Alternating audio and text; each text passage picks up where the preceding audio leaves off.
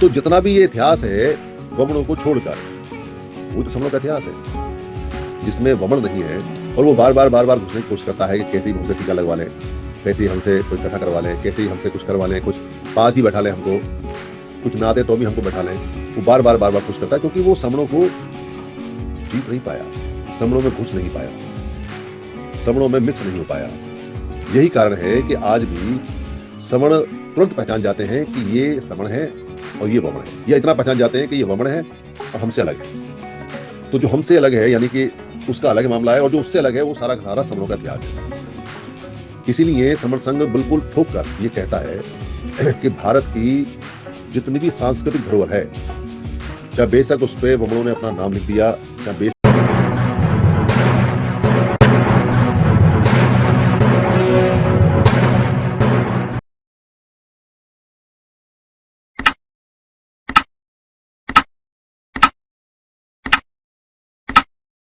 ये समण शब्द अपने आप में संपूर्ण इतिहास है।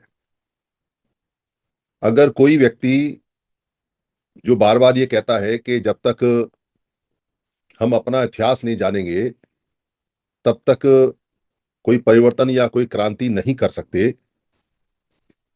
तो ऐसे लोग वमनों के इतिहास में समणों का इतिहास ढूंढते हैं। और जब वमनों के इतिहास में समणों का इतिहास ढूंढते हैं तो उन्हें हार, उन्हें नीचता, थकान, उसके अंदर एट्रोसिटीज, शोषण, हत्या, मार पिटाई, नौकर चाकर, दास, शूद्र, इसके अतिरिक्त कुछ नहीं मिलता। वमनों के इतिहास में जब समणों का इतिहास ढूंढते हैं तो वहां सिर्फ एक विलेन की भूमिका मिलती है, एक ऐसे पक्ष की भूमिका जिसको हारना ही हारना है, और जिसका मुंह खोलना भी, उसकी गर्दन काटना या जिसका कुछ सुनना भी उसके कान में गरम शीशा पिघलाने का उदाहरण। कभी भी कोई भी इतिहास अगर वमन लिखेगा या चोरी करेगा तो उसमें अपनी हीनता, अपनी दीनता, अपनी याचना, अपनी कमजोरी, अपनी करुणा, ये सब क्यों लिखेगा? जो भी लिखेगा वो अपना गौरव लिखेगा, अपने को शक्तिशाली लिखेगा और सब कुछ अपना लिखेगा। तो हमारे लोग जब इतिहास की बात करते हैं और एक सेंटेंस पूरे देश में चलता है कि अगर हम अपना इतिहास नहीं जानते तो अपना इतिहास बदल नहीं सकते, या अपना इतिहास अगर नहीं जानते तो हम कभी आजाद नहीं हो सकते, या अपना इतिहास नहीं जानते तो हम कोई क्रांति या परिवर्तन नहीं कर सकते, इसलिए अपना इतिहास जानना सबसे ज्यादा जरूरी है। पर जो जो लोग खोज के लेके आए और जो जो लोग इतिहास की बात कर रहे हैं, उनसे पूछो कि ये कहां से खोज के लाए, ये कहां से आया, किसके लिखे हुए को पढ़ रहे हो, किसके लिखे हुए को पढ़ा रहे हो, तो वो दाएं बाएं हो जाते हैं, बता नहीं पाते। हर एक इतिहास के अंदर दो कैरेक्टर होते हैं, एक हीरो का और एक विलेन का, शत्रु का। कोई भी लिखेगा तो वो विरोधी का या विलेन का कैरेक्टर क्यों लिखेगा? क्यों अपने आप को विरोधी या विलेन या छोटा या नीच या गवार या ढोर या शूद्र ऐसा क्यों लिखेगा? जो भी लिखेगा वो दूसरों के लिए घटिया लिखेगा और अपने लिए बढ़िया लिखेगा। तो जितनी महापुरुषों ने हमारों ने जो बताया, उसके बजाय जो वमनों का लिखा हुआ है उसको पढ़ पढ़ के सुना रहे हैं हमारे बुद्धिजीवी लोग, और उसी को सर्टिफाइड करने में बहुत जोर शोर से ताकत लगा रहे हैं कि ये इतिहास है। कोई कहता है हमारी 5,000 साल से गुलामी है, हम 5,000 साल से गुलाम हैं। उनसे पूछो भाई 5,000 साल का लेखा जोखा दो। अगर किसी ने 5,000 साल का इतिहास लिखा है तो उसका लेखा जोखा बताओ। अगर तुम उसका लेखा जोखा हर साल के हिसाब से या 10 साल के हिसाब से नहीं बता पा रहे हो, तो ये ठीक ऐसे है जैसे बहुत सारी काल्पनिक कहानियां, किताबें, कथाएं, उपन्यास हमारे सामने अलग अलग नामों से आए, उनके प्रचार प्रसार बहुत ऊंचे लेवल पे किए, और इतने ऊंचे लेवल पे प्रचार प्रसार किए कि लोग उनको सच मान बैठे। इतना ज्यादा उनका मंचन हुआ, हर साल साल उनको दिखाया जाता है, रटवाया जाता है, रोज उनकी कथाएं होती हैं, रोज उनके गीत होते हैं, रोज उनके गायन होते हैं, रोज उनके चित्र छपते हैं, रोज उनके चित्र बटते हैं, उनके नाम पर रोज कहीं ना कुछ होता रहता है। और जो भारत के सारे उत्सव थे वो भी उन्हीं के नाम पे कन्वर्ट कर दिए। तो 365 दिन और 24 घंटे जब प्रचार चलता है किसी चीज का, किसी काल्पनिक उपन्यास का, किसी काल्पनिक किताब का, किसी करेक्टर का, तो वो करेक्टर सच सा लगने लगता है।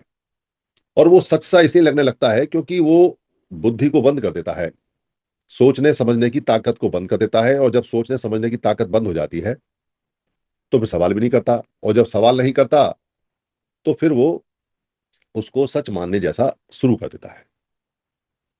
ये बहुत बार बार बहुत समय से ये हो रहा है। तो जब कहते हैं कि इतिहास 5,000 साल पुराना है, कोई कोई तो 10,000 साल पुराने बताता है, तो जो हड्डी और कंकाल मिलते हैं उसके हिसाब से बताता है। राखी गढ़ी का कंकाल मिला, या जो मोहनजोदड़ो की जो खुदाई में कंकाल मिले, वहां से जो कार्बन डेटिंग होती है उससे मिलता है हड्डियों का अता पता कि कितना कार्बन निकल गया, कितना साल इसको हो गया। उन हड्डियों के मिलने से, उन बर्तनों के मिलने से, उन घरों के मिलने से जो खुदाइयों में मिलते हैं, जो दब गए समय के साथ में, कोई बाढ़ आई होगी, कुछ हुआ होगा, या लोग छोड़ के चले गए होंगे, धूल के गुब्बार आए होंगे, उनको जमा गए होंगे, बंद कर गए होंगे, ढक दिया होगा, बहुत सारी बात हो सकती है। पर अगर सभ्यता वहां खत्म हुई या मरे लोग, तो फिर इतने सारे लोग कहां से आए? ये जो लोग हैं पूरे भारत में अलग अलग बिखरे पड़े हैं, ये लोग कहां से आए? ये तो मरे नहीं, ये तो जिंदे हैं। मरे हुए हड्डियों का विश्लेषण हो रहा है, पर जिंदी हड्डियां जो घूम रही हैं उनका कोई विश्लेषण नहीं है। उनको कोई नहीं बता रहा कि ये कहाँ की सभ्यता है, ये लोग कौन हैं, ये लोग कहाँ से आए, ये कौन है, कब से चले आ रहे हैं, इनके दादा कौन, परदादा कौन, पुरखे कौन, इनका सिस्टम क्या, इनका राज क्या, इनका दरबार क्या, इनका खाना क्या, इनका पीना क्या, कोई नहीं बता रहा है। तो 5,000 साल से जब हमारे दिमाग में डाला जाता है कि हम 5,000 साल से गुलाम हैं और गुलामी 5,000 साल की है, तो सुनने वालों को और कहने वालों को बड़ी करुणा सी महसूस होती है। अरे भाई, बहुत दिन हो गए हमको गुलाम हुए, देखो 5,000 साल से बना रखा है।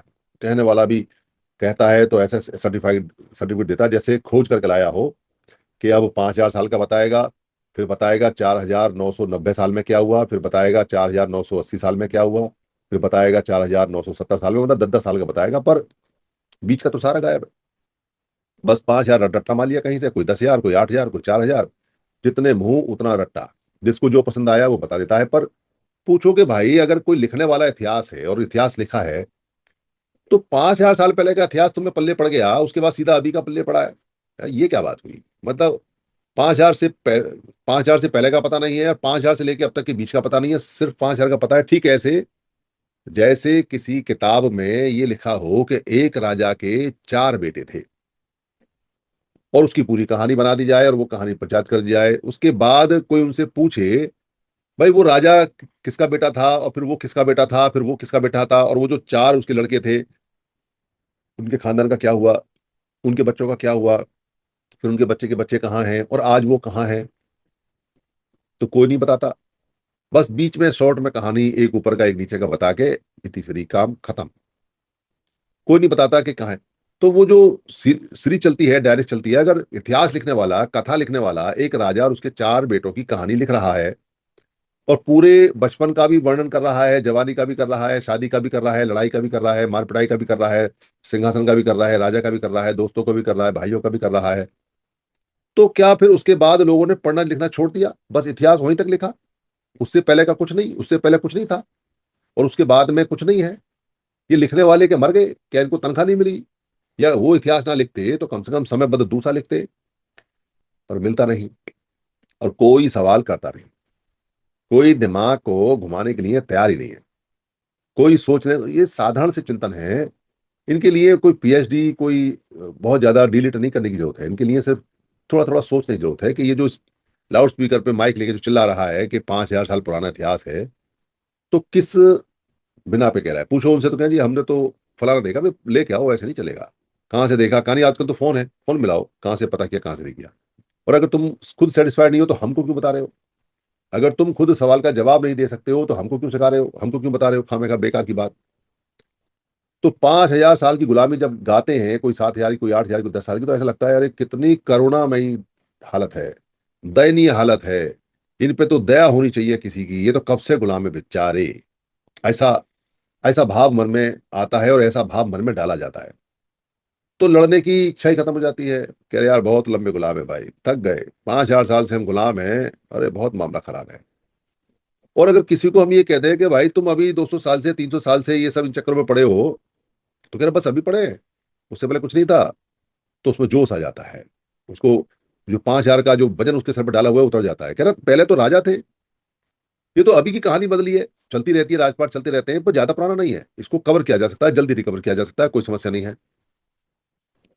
पुरानी जो राइटर्स ने कहानी लिखी हुई है, जैसे जो प्रेमचंद की कहानी है, मुंशी प्रेमचंद की कहानी है, सरचंद की कहानियां हैं, या और जो कहानी है या लोकोक्ति हैं, उन कहानियों में, लोकोक्तियों में अगर आप देखोगे तो पुराने समय का जो अभी का 70 साल 80 साल 100 साल पुराना है, साइकिलों पे लोग चला करते थे, साइकिल रेयर होती थी। साइकिल ऐसे समझो जैसे कोई आदमी आज के समय 600 650 सीसी की मोटरसाइकिल लेके घर में आ गया हो, उस समय ऐसे साइकिल हुआ करती थी। साइकिल किसी को हाथ में शादी में मिल जाती थी तो वो फूला नहीं समाता था कि साइकिल मिली है, साइकिल के बाद मोटरसाइकिल हो गई, और साइकिल से पहले तो कुछ था ही नहीं, एक आध जोड़ी कपड़े वपड़े मिल मिलाए काम खत्म हो गया।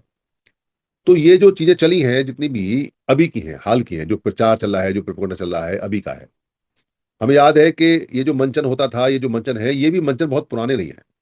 कुछ व्यापारी पैसा इकट्ठा करते हैं शहर में और वो इस मंचन को कराते हैं, क्योंकि वो उस दृष्टि से जुड़े हुए होते हैं, वही पैसा वही मंचन का काम करते हैं। पहले कोई टीवी नहीं, कोई फेसबुक नहीं, कोई इंस्टा नहीं, अखबार भी शहर में आता था तो रात को चलता था, तो 10-11 बजे तक अखबार पहुंचता था, शाम तक बढ़ता रहता था। दूर दराज के कस्बों में, बड़े शहरों में तो सुबह मिल जाता था, तो अखबार भी बहुत लेट पहुंचता था, चिट्ठी पत्री भी बहुत लेट लेट आती थी। तो ऐसा जैसा वातावरण अब है ऐसा नहीं था, ये टीवी बहुत बाद में आए, रेडियो बहुत बाद में आए, तो ऐसा माहौल नहीं था, इतना नहीं था जितना अब है। तो पहले माहौल ठीक था, इतना ज्यादा नहीं था। और जो बदला वो उस समय से बदला जब ये काल्पनिक कुछ किताबें आई और इनके प्रचार प्रसार में सख्ती लगाई, उसके बाद से स्थिति खराब हुई है। पर उससे पहले जब तक ये काल्पनिक किताब नहीं थी, स्थिति बिल्कुल ठीक थी। और काल्पनिक किताबों के भी जो प्रचार प्रसार है वो एक साथ नहीं हुए, वो धीरे धीरे हुए, बहुत धीरे धीरे, साल दर साल, साल दर साल, साल दर साल, धीरे धीरे करके हुए हैं। क्योंकि ना इतना पैसा, ना इतना व्हाट्सएप, ना इतना मीडिया कुछ था नहीं, बस मंचन से, वो जो हमारे उत्सव कैप्चर किए उनसे, और कुछ जो 365 दिन का कार्यक्रम बना दिया उससे, कुछ महिलाओं को बहका दिया उससे चलता था। तो ये जो सिस्टम है इतिहास को जानने का, वमनों के इतिहास से कभी भी इतिहास नहीं जान सकते, दूसरों के इतिहास से कैसे जान सकते हैं। इसलिए अपना इतिहास जानना जरूरी है, और अपना इतिहास अपने लोगों से और अपनी शब्दावली से, अपनी भाषा से मिलेगा। यही कारण है कि डॉक्टर अंबेडकर ने इसको बहुत अच्छी तरह से समझा, और बुद्ध ने भी समझा। बुद्ध ने जब धम्म सिखाना शुरू किया, तो ऐसा मैंने सुना, ऐसा मैंने पढ़ा, बताते हैं कि कुछ लोगों ने कहा कि इसको छांदस भाषा में, छंद की भाषा में, उस समय जो भाषा मिश्रित करने की कोशिश की जा रही थी, उसमें लोगों को बताया जाए, प्रचार प्रसार किया जाए। तो बुद्ध ने कहा नहीं, धर्म हमेशा लोक भाषा में प्रचारित प्रसारित होगा, केवल लोक भाषा में, प्रचलित भाषा में, और वो पाली है।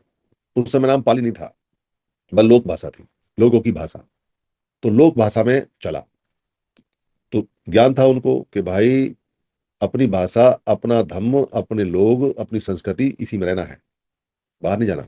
जिसको सीखना है वो इसमें आओ, जिसको सीखना है वो पहले लोक भाषा सीखो, उसके बाद सीखो, मना ही नहीं है, पर हम नहीं जाएंगे। 4 लोगों के लिए हम भाषा बदलें, और जो 4,000 लोग हैं उनके लिए भाषा छोड़ दें, ये तो प्रिंसिपल के अगेंस्ट है। वैसा ही डॉक्टर अंबेडकर ने स्पष्ट रूप से कहा, मैंने संस्कृत पढ़ी, पर मैं आपको संस्कृत पढ़ने के लिए नहीं बोल रहा। मैंने इंग्लिश पढ़ी, पर मैं आपको इंग्लिश पढ़ने के लिए कंपेल नहीं कर रहा। मैंने हिंदी जानी, पर मैं हिंदी के लिए कुछ नहीं बोल रहा। मैं मराठी का आदमी हूं, पर मैं मराठी के लिए कुछ नहीं बोल रहा। पर मैं पाली की डिक्शनरी दे के जा रहा हूं,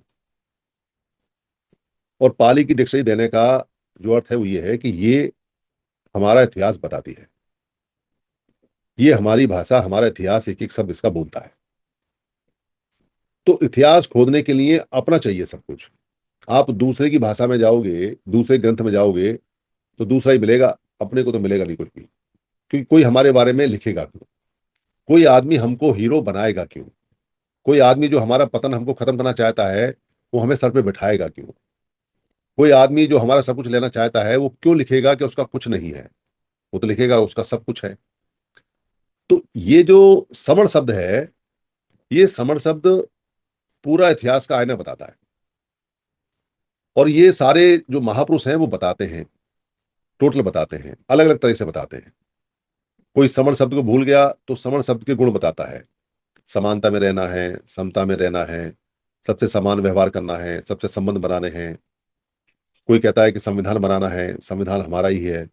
कोई कहना हमारे संबंधी हैं, ये जो लोग हैं ये हमारे संबंधी हैं, समता के बंधन में बंधे हुए संबंधी हैं। कोई संबोधन करता है, सम का बोध करता है, संबोधन करता है। कोई समाधि लगाता है, समता को धारण करते हुए समाधि। तो सारे जो शब्द हैं वो बताते हैं, हमारा इतिहास बताते हैं कि हम किस प्रकार के लोग हैं। हमारे किसी भी साहित्य में, किसी भी भाषा में या किसी भी लोक जो हमारा गीत या संगीत है, उसमें हम वम नहीं है, मतलब विपरीत नहीं है। हम वही बहिर्मनुष्य भी नहीं है, मतलब बाहर के मनुष्य भी नहीं है। और हमारे जो महापुरुष हैं वो साफ साफ कहते हैं कि मैं महासमण हूं, मैं समण हूं। वो समण बताते हैं। और समण जो शब्द है वो केवल और केवल समणों के लिए ही उपयोग में है। ये कमाल की बात है कि एक भी बमण अपने के लिए समण शब्द यूज नहीं करता, किसी भी लोकति में, किसी भी साहित्य में, किसी भी कहीं। ना केवल वो समण शब्द यूज नहीं करता, बल्कि समण शब्द को इस्तेमाल भी नहीं होने देता, समण शब्द को याद भी नहीं करने देता। इसलिए जो भी उसने हमारे चीजों को बदला, या जो भी उसने हमारे इतिहास को बदला, जो भी किसी साहित्य को हमारे बदला, उसमें समण शब्द गायब है, समण शब्द नहीं है। क्यों लिखे कोई?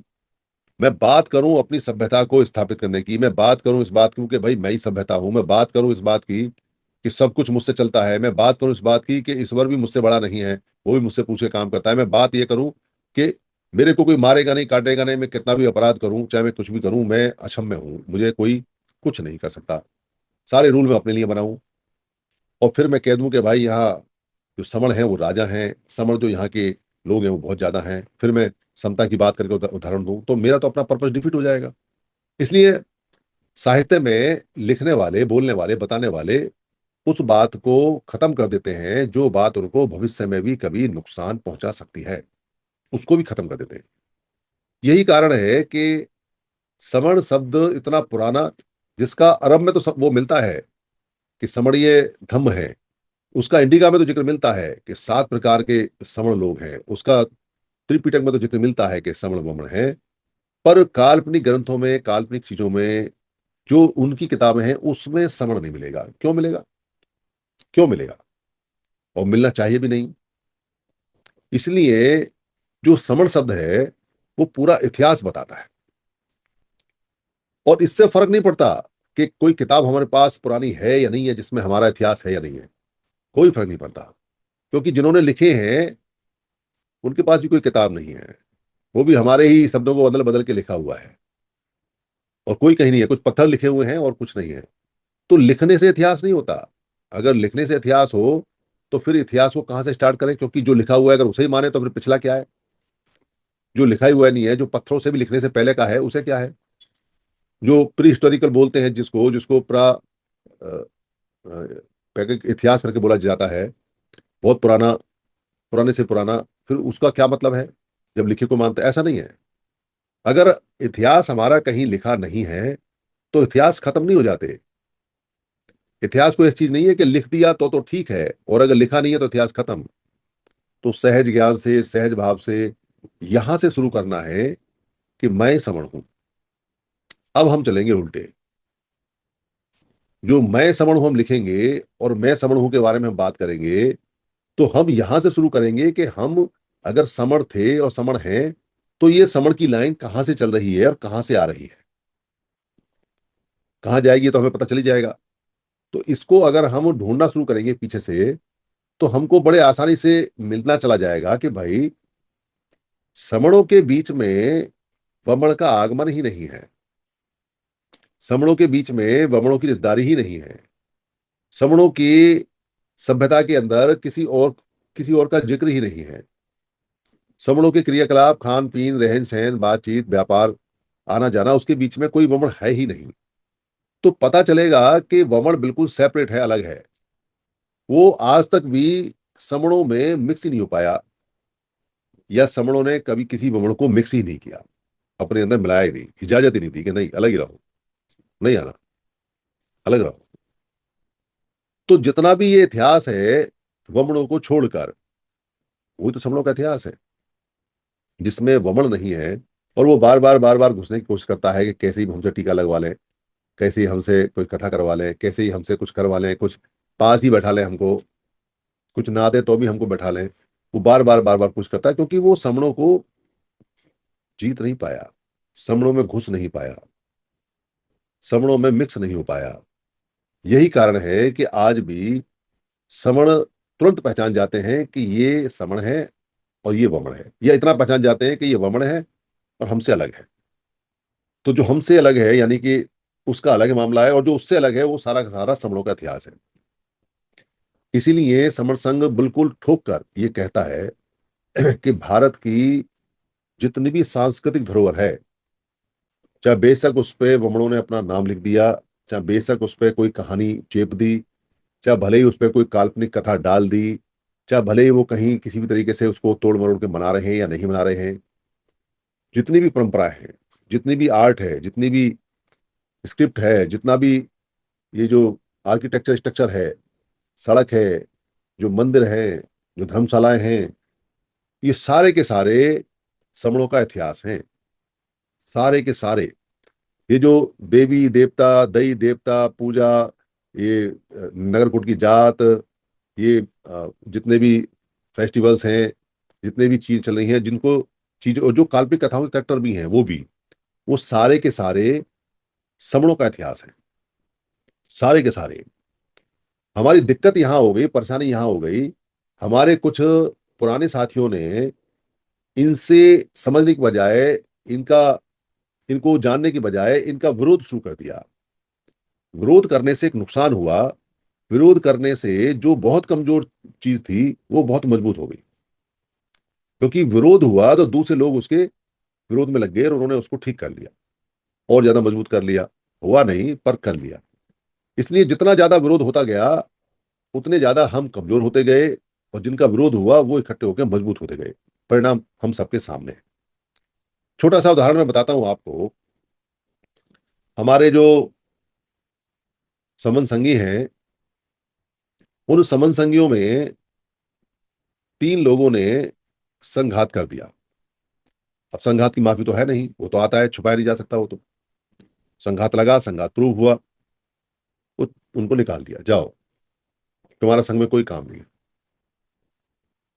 तो जब भी उनका किसी ने, हमारे संगी ने जाने में अनजाने में विरोध किया, उनमें जोश आ गया, वो लड़ने मरने को तैयार हो गए, लिख रहे हैं व्हाट्सएप पे, ये कर रहे हैं वो कर रहे हैं, क्योंकि ऊर्जा मिल रही है, आग मिल रही है विरोध की। पर हमारे कुछ समझदार संगियों ने मुड़ के नहीं देखा। जाओ भाड़ में, एक बार संघ ने आदेश पारित कर दिया, हम संघ के साथ हैं, हमें बहस भी नहीं करनी, बात भी नहीं करनी, फोन भी नहीं उठाने, फोन करने भी नहीं है। कोई आते जाते कोई ऑडियो वीडियो आ गया, ठीक है देख लिया, जानकारी ले ली क्या चल रहा है क्या नहीं चल रहा है दुनिया में, और कुछ नहीं। तो जिन समझदार संघियों ने विरोध नहीं किया, उससे उनकी आग ठंडी हो गई, और जिन्होंने विरोध किया उससे आग उनकी बढ़ गई। तो विरोध नहीं करना है, ना बमनों का विरोध करना है, ना संघातियों का विरोध करना है, ना ही ऐसी चीज का विरोध करना है जो सामने वाले को ऊर्जा दे। तो करना क्या है? करना है मैं समण हूं का भजन, ऐसे करके, मैं समण हूं, मैं समण हूं, ताल ठोक लो, ढोलक ले लो, बजाओ। राग इतने सारे हैं, इतने सारे फिल्मी गाने हैं, किसी के ऊपर भी बनाओ गाना, खूब मजा लो। प्रचार है, हर तरह का प्रचार चाहिए। जो रस लेके प्रचार कर सकते हैं, गीत का, संगीत का रस, कला का रस, उसमें भी प्रचार होता है। जो गद्य के रूप में भाषण दे सकते हैं उसमें भी प्रचार होता है। जो टी शर्ट पे लिखवा के घूमते हैं उसमें भी प्रचार होता है। जो टोपी लगा के चलते हैं उसमें भी प्रचार होता है। जो कागज पर लिख के फेसबुक पर डालते हैं उसमें भी प्रचार होता है। प्रचार सब में है, सब तरह का प्रचार चाहिए। काव्य गोष्ठी का भी, संगीत का भी, गीत का भी, डांस का भी, गंभीर चर्चा का भी, गंभीर कार्यक्रम का भी। हम समण शब्द को प्रमोट करने में लगे पड़े हैं। हमें मैं समण हूं, हैशटैग मैं समण हूं, समण शब्द आगे बढ़ाना है। कोई महिला है जो बहुत गंभीर चर्चा करना चाहती है, और कोई महिला है जो ढोलक की थाप पे गाना गा के प्रचार करना चाहती है। दोनों ही बराबर हैं। ऐसा नहीं कहा जा सकता कि एक महिला गंभीर चर्चा कर रही है तो बहुत अच्छी है। नहीं, वो भी अच्छी है, और जो रस ले लेके गा के और मस्त होके ढोलक बजा बजा के प्रचार कर रही है, गाने बना रही है, वो महिला भी अच्छी है। क्योंकि दोनों का उद्देश्य प्रचार करना है, और दोनों अपने अपने हुनर में माहिर हैं। एक गंभीर चर्चा में माहिर है, और एक हंसी खुशी की चर्चा में माहिर है, गाने गा गा के है, पर काम दोनों बराबर करेंगे। और कई बार तो चूंकि हमारे लोग तो बहुत सीधे साधे हैं, गंभीर चर्चा में लोग कम आते हैं। गंभीर चर्चा में दिमाग हिलता है, गंभीर चर्चा में कम आते हैं।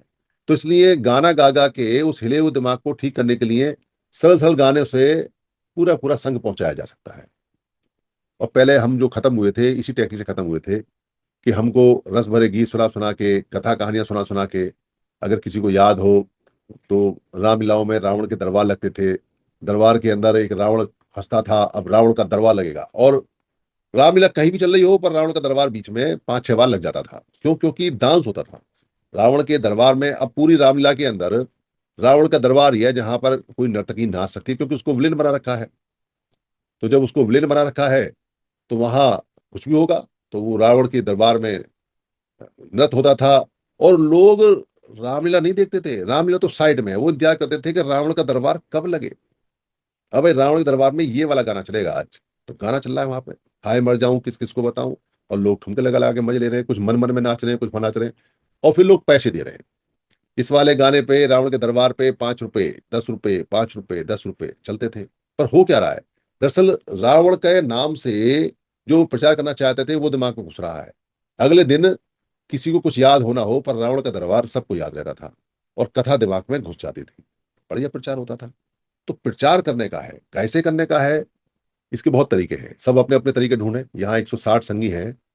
कैसे करना है प्रचार, ये आपके ऊपर है। आप गा कर, रस से, कवि से, डायलॉग वाइज से, फिल्मों के डायलॉग पे पैरोडी बना के, नया गाना लिख के, एआई पे ढोलक बजा के, वीडियो बना के, लिख के टी शर्ट पे, कार पे, घर पे, मकान पे, हाथ पे टैटू बनवा के, जैसे चाहो वैसे। पर प्रचार जाना चाहिए, मैं समण हूं। क्योंकि मैं समण हूं पूरा इतिहास है। इतिहास में होता क्या है? पत्थर पे किसी ने लिख दिया, और पत्थर पे इतिहास लग के सारे लोग मर गए, तो हम उस इतिहास का क्या करेंगे? उसका उसको क्या करना है उसका? पत्थर पे लिखने वाले सारे मर गए तो क्या करना है इतिहास का? इतिहास का उपयोग तो मनुष्य करते हैं अपनी पहचान के लिए, अपनी जानकारी के लिए। तो बहुत किसी का बहुत बढ़िया इतिहास हो और सारे लोग मर जाए और काम का नहीं इतिहास, कोई फायदा नहीं। और बहुत सारे जिंदे हो और एक लाइन का पता हो कि ये हमारा इतिहास है, वो भी काम का है।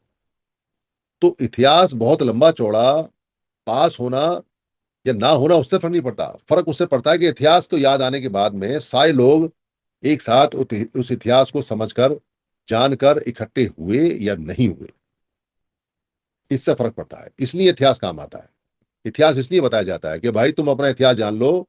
तुम SC ST OBC माइनॉरिटीज नहीं हो, तुम सारे सारे समण हो। भाई तुम अपना इतिहास जान लो। ये जो बहुजन मूल निवासी हो, तुम भी सारे समण हो। बहुजन समण, मूल निवासी समण बहुत सारे हैं।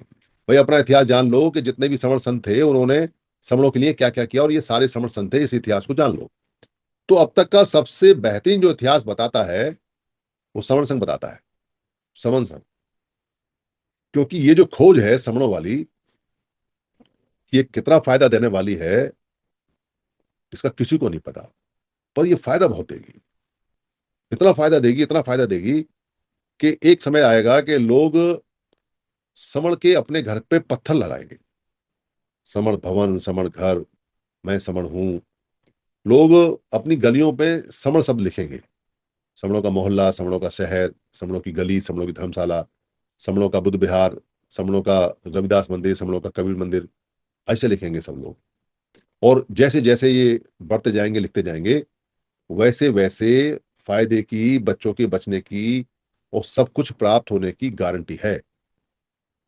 डिपेंड करता है कि हम कितनी जल्दी अपने इस ऐतिहासिक शब्द को, जिसमें पूरा इतिहास छिपा हुआ है, लोगों तक पहुंचा सकते हैं। जितनी जल्दी हम उन तक पहुंचा देंगे, उतनी जल्दी इतिहास अपना काम करना शुरू कर देगा। मेरी किसी बात में अगर किसी को कोई खराबी लगी हो तो मैं संघ से माफी चाहता हूं। संघ मुझे माफ करे, संघ मुझे माफ करे, संघ मुझे माफ करे। संघ नमामि, संघ नमामि, संघ नमामि, संतों को वंदन।